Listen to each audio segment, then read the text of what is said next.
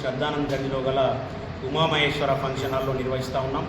ఈ మహాసభలకి నిజామాబాద్ రూరల్ శాసనసభ్యులు భూపతి రెడ్డి గారు, సిపిఐ పార్టీ శాసనసభ్యులు సిపిఐ రాష్ట్ర కార్యదర్శి కూనంనేని సాంబశివరావు గారు, ఏఐటీయూసీ రాష్ట్ర ప్రధాన కార్యదర్శి ఎస్ బాలరాజు గారు ముఖ్య అతిథులుగా విచ్చేస్తూ ఉన్నారు. అదే రకంగా వ్యవసాయ మార్కెట్ యార్డ్ చైర్మన్ ముప్ప గంగారెడ్డి గారు ముఖ్య అతిథులుగా విచ్చేస్తూ ఉన్నారు.